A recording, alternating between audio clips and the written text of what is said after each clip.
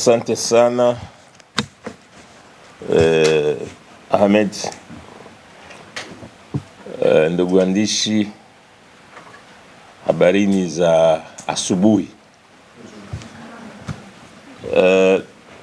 Nimekuja hapa kwa niaba ya bodi ya wakurugenzi ya Simba kuweza kuzungumza nanyi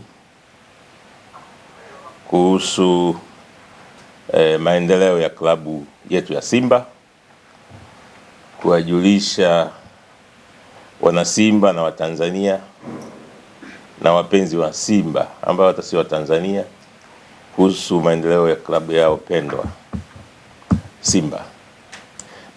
Pamoja nami nimefuatana na makamu mwenyekiti wa bodi ambaye ni mwenyekiti wa klabu ya Simba pia Bwana Murtaza Mangungu, na afisa mtendaji mkuu wa Simba CEO Zubeda Sakuru, pamoja na wafanyakazi wengine wa Simba idara ya habari wakiongozwa na Bwana Ahmed.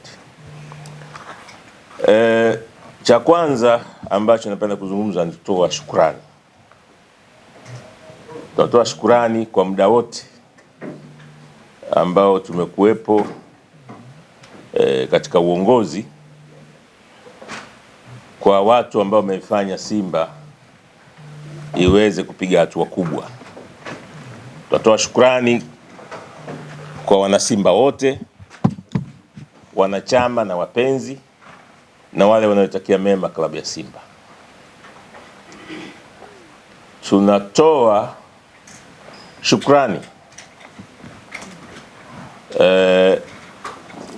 kwa sponsors na partners wetu wote, na kwa umuhimu wao ni vizuri kuwataja. Tuna partners wasiopungua 18 sponsors na partner. Napenda kuwashukuru Betway, J-Root. Mfumo huu ambapo unaita ni hybrid, kwa maana umegawanyika, wanachama wana hisa zao na wawekezaji wana hisa zao, ni mfumo mgeni kabisa. Lakini tunaomba kusema kwa uwazi, ni miaka 8 iliyokuwa na changamoto kubwa sana. Ilibidi kwenda tume ya ushindani, na wakati huo tulikuwa tumeshaanza na ile interim board. Wakasema kwa nini mlianza kabla ya kuja huku? Tukapigwa fine, tukalipa.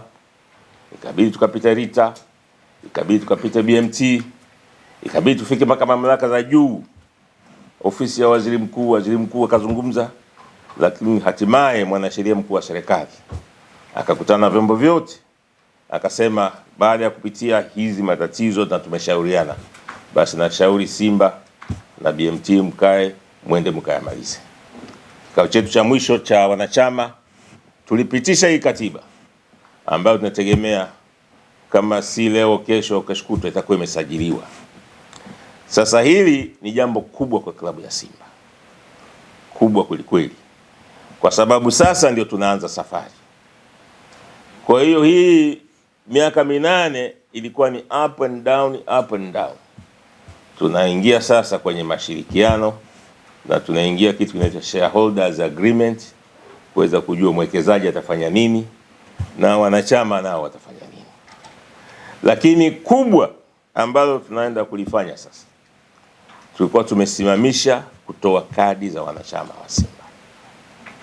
Sasa tunaenda kutoa kadi za wanachama wa Simba, na nawahakikishieni tunaenda kuwa klabu ya kwanza tena yenye wanachama wengi, sio Tanzania tu. Mark my words, narudia, tunaenda kuwa klabu ya kwanza yenye wanachama wengi, si Tanzania tu, na hasa nje ya Tanzania. Wanasimba hawa ninavyowafahamu, wanasimba hawa ambao ni wa kisasa, wanasimba hawa ambao wako tayari kujitolea kwa klabu yao, wanaenda kuonyesha mfano, na huo mfano hautapita miezi 6 mpaka mwaka. Tutakuja kuambieni sasa tumefikia wanachama wangapi, na hao wanachama hatutawaandikisha sokoni, ni wanachama ambao watapitia kwenye matawi, kwa sababu ni wanachama ambao wanakuja kuwa wanahisa. Kwa hiyo ndugu wana Simba, wapenzi wa Simba, sasa tunaenda kufanya mambo makubwa, kwa sababu tutapata wanachama ambao tunastahili.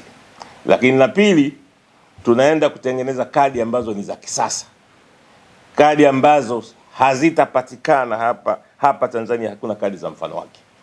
Itakuwa ni kadi za kisasa ambazo zitakuwa na mambo mengi sana ya faida kwa wanachama.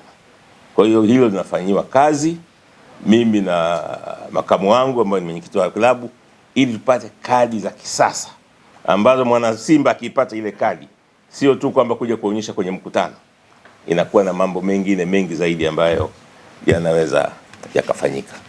Lakini uwekezaji huu transformation kikamilika, sasa mwekezaji sasa anaenda kuweza kujenga miundombinu. Alishatuahidi kwenye board, transformation ikikamilika anaenda kuwekeza kwenye miundombinu.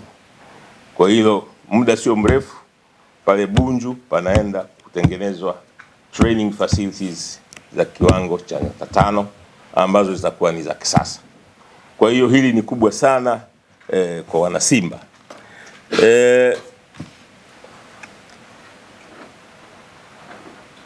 La tatu, kumekuwa na maneno ya hapa na pale siku za karibuni.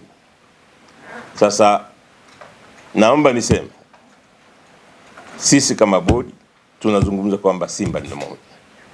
Sisi tuna bahati, tumepata mwekezaji ambaye kwanza ni mwanachama wa Simba, na mwekezaji huyu kwanza akiteua wajumbe wa bodi karibu wote wana Simba. Kwa hiyo Simba ni kitu kimoja, ila tunakutana kwenye shareholding kwamba huyu ana 49, huyu ana 51, lakini wote wanaoingia kwenye bodi ni wana Simba. Kwa hiyo hayo maneno yanayopandikizwa, yanayokuja huku yote tutayaua, tutayamaliza na Simba itabaki moja. Kwa hiyo nawasihi wana Simba, sisi tuko kitu kimoja. Mimi na makamu wangu tuko kitu kimoja. Kwa hiyo Simba yote itakuwa ni moja, na mwekezaji ni mwana Simba, sio kama mtu ametoka. Maana kuna timu zingine ya Uingereza mwekezaji ametoka Uarabuni, ametoka Marekani. Hapa mwekezaji ametoka Tanzania na ni mwana Simba. Kwa hiyo maneno kila siku wanachama, wekezaji, lugha za kudanganya, tunaomba kuanzia sasa zifike mwisho. Simba ni moja na tutaendelea kupigania klabu yetu, na huu ndio msimamo wa jana wa bodi. Kwa hiyo nipende niwaeleze hayo, lakini kikubwa ni kwamba tunaandaa mfumo wa utoaji wa kadi ambao utakuwa ni wa kisasa, ambao kila mwana Simba sasa, Simba inaenda kukua. Labda niwaeleze kitu kingine, ile hela ya 20 billion sasa iliyokuwa kwenye escrow account ikiisha itahamia kwenye akaunti za Simba, then tutaanza kutengeneza faida, na katika sehemu ya mapato ya kadi pia yataingia kwenye endowment fund, tutaanza kutengeneza faida. Sisi ni klabu ambayo tutakuwa na pesa nyingi kuliko klabu zote. Kwa hiyo hili ni swala la muda, tunaenda kutengeneza timu ya kisasa ambayo iko na uwazi, yenye good governance, yenye good governance. Narudia tena, yenye good governance. Tusikubali kupotoshwa. Baada ya hayo machache, si mengi, naomba kama makamu na hote la kuongeza, ambayo sikuzungumza za kuongeza, sio vinginevyo, tuko tayari kwa maswali yoyote. Leo ulizeni maswali yoyote mtaka kuuliza. Yoyote ulizeni leo. Msitoke hapa msema sisi tulikatishwa maswali. Ulizeni leo.